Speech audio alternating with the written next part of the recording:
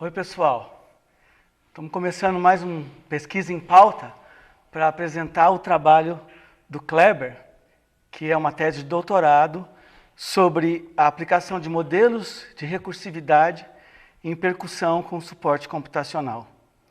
Um trabalho que foi premiado pelo Prêmio CAPES de Teses de 2013, com menção honrosa entre todas as teses de doutorado do Brasil.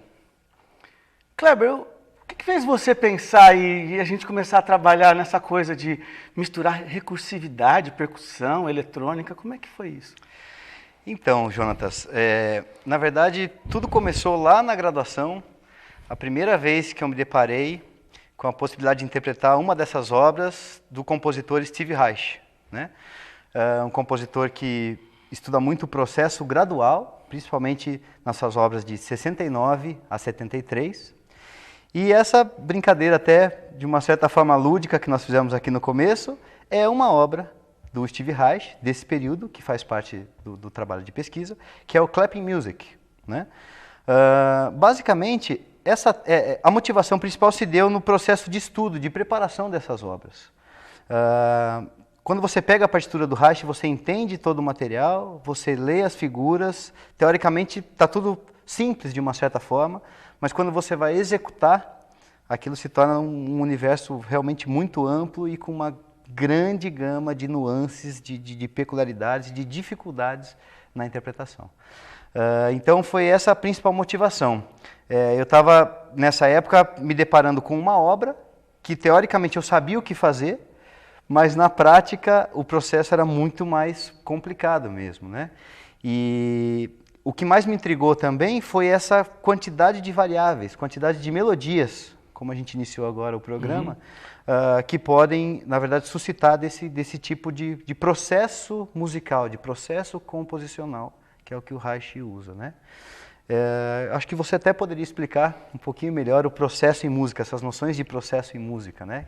Na realidade, o que eu acho interessante do trabalho do Kleber e o que a gente trabalhou durante esses anos do doutorado no Instituto de Artes e no Núcleo de Comunicação Sonora foi levar a um certo nível de elaboração a noção de processo em música.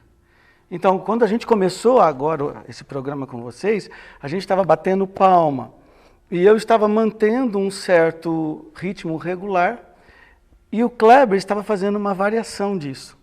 Só que da superposição daquilo que eu fazia com aquilo que ele fazia, nasciam outras dimensões sonoras, que não necessariamente elas estavam escritas no suporte da grafia musical, mas elas aconteciam porque havia um processo de interação relacionado com um processo de iteração, que são as duas palavras interessantes ou importantes desse tipo de estudo. Quer dizer, iteração é o processo de reiterar uma certa estrutura, de repetir a estrutura. E a interação é o processo de fazer com que essas estruturas que se repetem, elas se interajam no tempo, no espaço. Nessa peça que a gente executou no começo agora, a gente estava batendo palma e a interação que a gente criou foi entre os acentos e o deslocamento do tempo.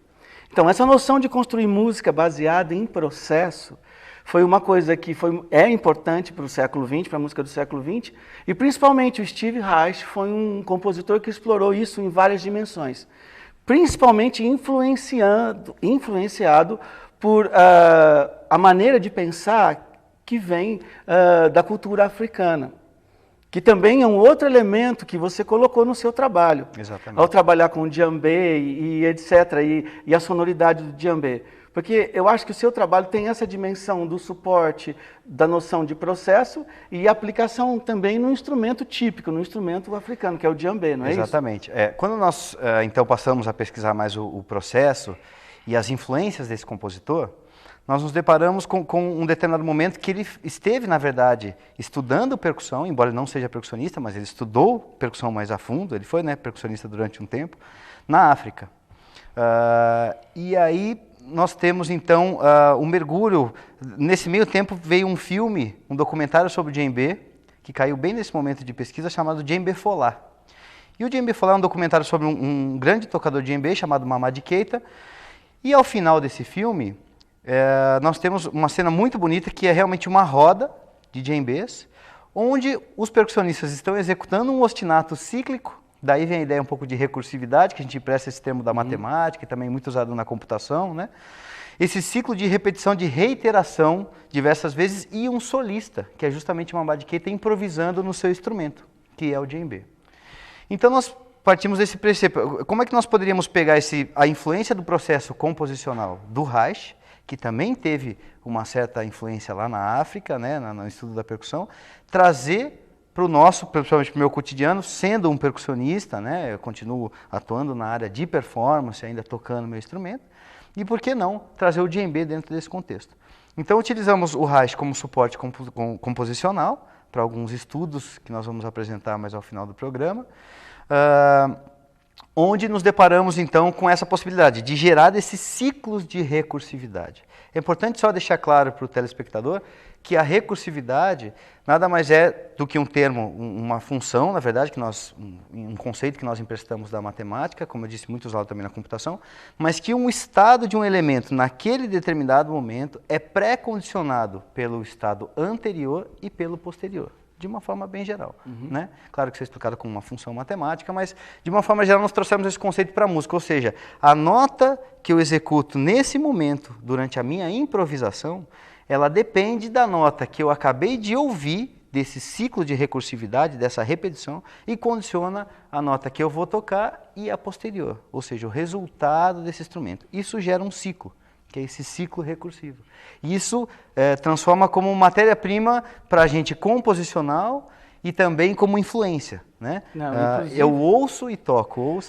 Porque uma coisa legal do seu trabalho, que eu acho que a gente discutiu durante todo o processo de pesquisa, foi que ao transferir esses modelos de recursividade, que dariam origem a processos computacionais, que a gente até pode ver algum exemplo desses processos aí, o pessoal vai colocar para vocês verem aí, de como é essa coisa de repetição no computador, enquanto a gente está falando. Uma outra coisa que você trouxe da sua pesquisa, que é dessa interação com o Reich e com a linguagem da música africana, foram as oficinas. Isso. Quer dizer, as oficinas são laboratórios vivos de desenvolvimento dessa linguagem e desenvolvimento desse processo. Isso. Então, tem um aspecto que é, vamos dizer assim, de certa forma, mais abstrato, que é a noção de interatividade, de iteração, que dá esse suporte para que o seu trabalho tenha modelos computacionais atrelados a ele, mas também, ao mesmo tempo, tem esse lado humano de trabalhar com os seus alunos esse modelo ao vivo, fazendo esses círculos e interagindo, né? Isso. Eu acho que você podia falar um pouco sobre isso, enquanto o pessoal coloca algumas imagens para a gente dessas suas oficinas, né? Isso. Então, esse exemplo que nós estamos assistindo é exatamente uma dessas oficinas sendo implementadas com os alunos, né? Atualmente, eu sou professor da Universidade Federal do Rio Grande do Norte, de percussão, e os alunos foram aquelas cobaias, entre aspas, num bom momento do experimento, né? Onde nós estávamos implementando justamente esses processos recursivos, com a ideia no instrumento, no djembe, nesse caso, onde nós tínhamos 2 alunos executando o ostinato, como nós fizemos aqui. Aqui, no início, você executou o ostinato, eu executei o mesmo ostinato. O que é ostinato? Uma frase que se repete, né? Então, eu repeti a mesma frase que ele musicalmente, e a partir daí eu realizo um deslocamento. A sobreposição das notas que ele está executando com as minhas notas geram uma nova melodia, uma nova textura, um novo material sonoro. Então, um exemplo simples que a gente está assistindo aqui, e de uma forma geral a gente pode utilizar, imaginemos que nós temos 5 notas sendo executadas aqui, Dó, Ré, Mi, Fá, Sol, e elas estão sendo repetidas. Dó, Ré, Mi, Fá, Sol, Dó, Ré, Mi, Fá, Sol, Dó, Ré, Mi, Fá, Sol. Um segundo intérprete, no caso aqui aos pares, nesse vídeo, entra executando as mesmas notas, Dó, Ré, Mi, Fá, Sol, Dó, Ré, Mi, Fá, Sol, em uníssono, ou seja, tocando juntos, né? Num determinado momento, eu realizo um pequeno acelerando de uma das vozes, a ponto que o meu Dó se encontre com o Ré do pessoal que está mantendo, o grupo que está mantendo esse ostinato. E a partir daqui eu tenho Dó, Ré, Ré, Mi, Mi, Fá, Fá, Sol e assim por diante. Né? Esse ciclo vai acontecer pelo número de notas que eu tenho até que a gente retorne ao uníssono. Tá? Então, o que eles estão fazendo aqui é justamente isso. Eles estão executando aos pares esse ostinato, estão deslocando e retornando. O que a gente adiciona aí ao processo e às técnicas do Reich é justamente o processo computacional. Nós temos aqui uma programação elaborada lá em parceria com o professor César Traude, da Universidade Federal de Uberlândia, e com o professor Jonatas Manzoli, aqui da Unicamp, do Nix, onde o computador está gravando esse material e, além dos intérpretes, também está reexpondo esse material. E esse material serve de fonte para que os percussionistas, no caso, possam ouvir o que eles estão tocando e ainda sobrepor através da improvisação. Então, na verdade, é um grande jogo, né? Como o Cade diria, onde nós temos a manipulação do som, criando texturas, camadas sonoras em tempo real, através do suporte computacional. Eu acho que é fantástico. Quando a gente pensa em pesquisa em arte, em produção do conhecimento na área de arte, a gente tem que pensar também nesses vários aspectos. E eu acho muito interessante no seu trabalho você ter conseguido produzir a questão do trabalho da performance, produzir a questão também, focar a questão do ensino do instrumento de percussão, focar uma coisa tecnológica que é o modelo computacional que foi usado e está sendo usado, né, durante muito do que você faz na UFRN com seus alunos. E tem um quarto aspecto que eu gostaria de ressaltar do seu trabalho, que você também, durante a sua pesquisa, você fez uma análise das sonoridades do instrumento em função do gesto. Quer dizer, quando vocês veem um instrumento de percussão, com um coro e uma caixa de ressonância, vocês não imaginam a diversidade de sonoridades que podem ser produzidas por esse instrumento. E um dos aspectos também que o Kleber estudou no trabalho dele foi justamente isso, essa possibilidade de criar sonoridades baseadas na diversidade dos pontos de ataque e ressonância do djembe. Exatamente. Cada região que eu golpeio essa pele, né, no caso do djembe, me produz um som diferente. Né? E determinadas dinâmicas, se eu toco um pouco mais forte, um pouco mais fraco, eu vou ter uma ressonância diferente do instrumento. Então isso gerou como resultado uma taxonomia de gestos musicais interpretativos, que nós chamamos na pesquisa de TGMI, um conceito que nós emprestamos daí da biologia, a taxonomia, para justamente descrever essa diversidade de sons e de toques. Né? Como projeções ainda do trabalho de pesquisa, nós estamos ainda em processo de desenvolvimento de um PET, ou seja, de uma parte dessa programação de computação sobre o suporte do Puridata, que vai trabalhar com a ideia da escuta de máquina. Ou seja, eu toco esse instrumento, a máquina identifica através de uma escuta pré-determinada e a partir daí nós podemos trabalhar essa ideia de como se a máquina fosse um outro intérprete, né, em tempo real. Ou seja, eu não sei o que ela vai me oferecer como sonoridade resultante, eu não sei o que ela espera, mas a gente consegue gerar um diálogo entre o ser humano e o computador em tempo real. Né? Eu acho...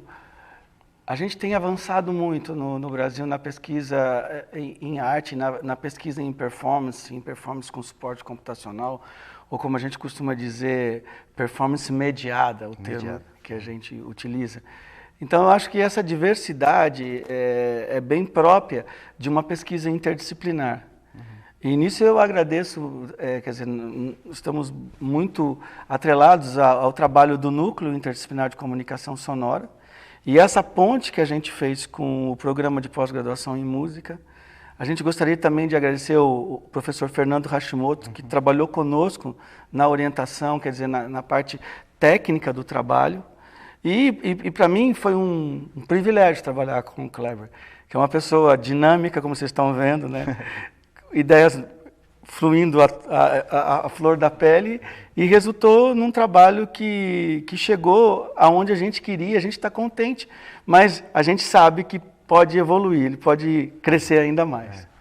Com certeza. Acho que nunca mais vou esquecer uma frase que você mesmo me falou durante esse processo, o final do processo, que a tese não é o fim, e sim o início. Né? Então, realmente ali tem o marco do início da minha pesquisa, que já continua, claro, e vai dar sequência, ainda mais agora com o aporte da Universidade Federal do Rio Grande do Norte, e com todo o apoio que eu realmente venho tendo lá, né, das pessoas que realmente meu diretor e todo mundo que apoia, de dar sequência na pesquisa, ainda mantendo essa parceria com a Unicamp, né? Vindo para cá, fazendo os laboratórios e levando o professor Jonatas também lá para a universidade, que também é sempre um colaborador lá da nossa pós-graduação. Enfim, o início, eu acho que nós temos um grande caminho ainda pela frente e é muito importante realmente levantar principalmente a minha bandeira, que é a bandeira da percussão, claro, né?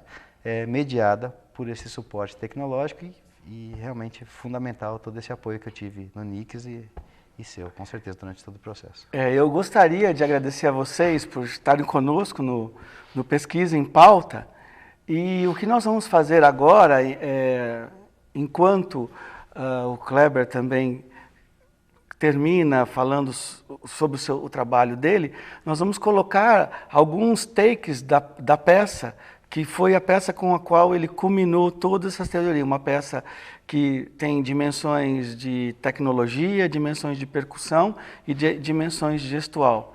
Então eu queria agradecer a vocês por estarem conosco nesse programa e queria deixar o fim da entrevista para o Kleber falar um pouco do trabalho enquanto a gente vê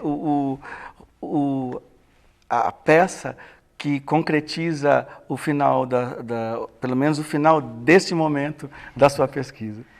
Bom, essa peça que nós estamos assistindo é a peça intitulada Djembe Bolei. É uma brincadeira justamente do instrumento com o nome do djembe e o delay, né? Essas repetições que a gente utilizou aqui como matéria-prima, o objeto delay desse software do computador. Basicamente nós partimos de um ostinato da música africana, ou seja, uma repetição de um determinado ritmo da música africana, e as variações são sendo feitas, elas acabam sendo feitas em tempo real. Essa peça foi estreada em 2011 no congresso da ANPOM, que é a Associação Nacional de Pesquisa e Pós-Graduação em Música, na cidade de Uberlândia. E todos esses recursos, na verdade, esse aparato tecnológico acabou sendo inserido e necessário para que a gente possa estar fazendo exatamente essas repetições, esses ciclos de recursividade em tempo real. A improvisação vem como um segundo elemento, transitando lá nas influências tanto do compositor Steve Reich, que foi a nossa principal influência de suporte composicional, como também da música africana, das rodas de djembe. Então foi a maneira de nós conciliarmos um pouco a música contemporânea, mais atual, principalmente dessa segunda, mais ou menos 1950, 1960, mais ou menos década de 50 e 60 do século 20, com as influências principais da música não ocidental, ou seja, da música africana, utilizando o djembe.